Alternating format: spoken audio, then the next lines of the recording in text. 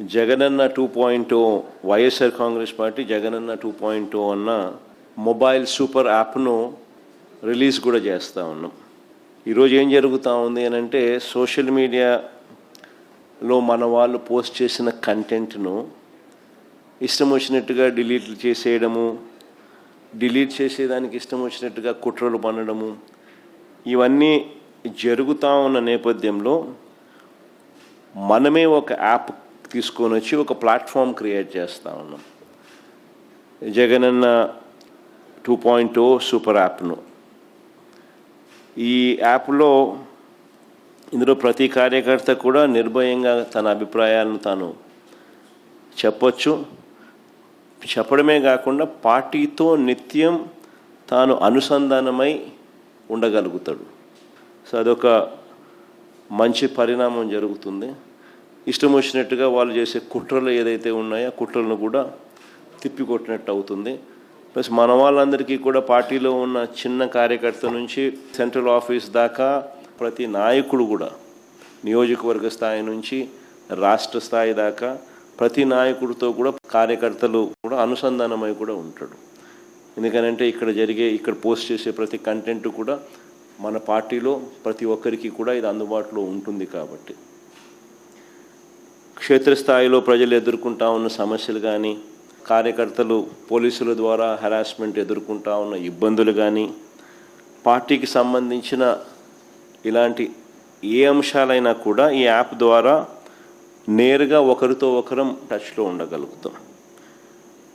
ఈ యాప్లో ఇంకొకటి మంచి విషయం ఏమిటి అని అంటే పార్టీలో మనం నిర్వహించే ప్రతి సమావేశము, పార్టీ నిర్వహించే ప్రెస్ మీట్లు, ముఖ్యమైన కార్యక్రమాలు, అధికారిక ప్రకటనలు, ఇవన్నీ కూడా నేరుగా లైవ్ ఫీడ్ కూడా ఈ యాప్లో ప్రతి కార్యకర్తకు కూడా అందుబాటులో ఉండే కార్యక్రమం కూడా జరుగుతుంది. సో ఇవన్నీ ఉపయోగకరంగా ఉంటాయి.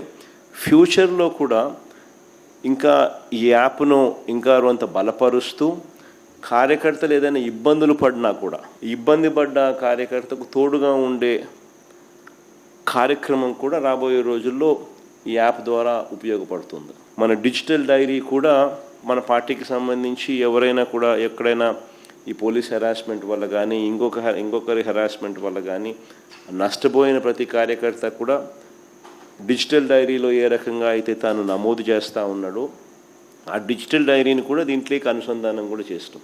సో ఈ యాప్లో వస్తే డిజిటల్ డైరీ కూడా అందుబాటులో ఉంటుంది. సో ఇది బేసిక్లీ ఒక సూపర్ యాప్. సో మనదే ఒక ప్లాట్ఫామ్ క్రియేట్ చేస్తూ ఉన్నాం.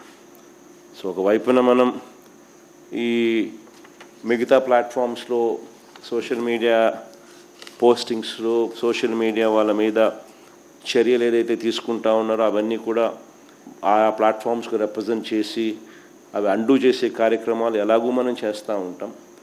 ఆ ప్లాట్ఫామ్సే కాకుండా ఈ ప్లాట్ఫామ్ ఒక సూపర్ ప్లాట్ఫామ్ కింద ఎవరూ ఆపలేని విధంగా మనం ఒక సూపర్ యాప్ను మన ప్లాట్ఫామ్ కింద మనం తీసుకొచ్చుకుంటా ఉన్నాం.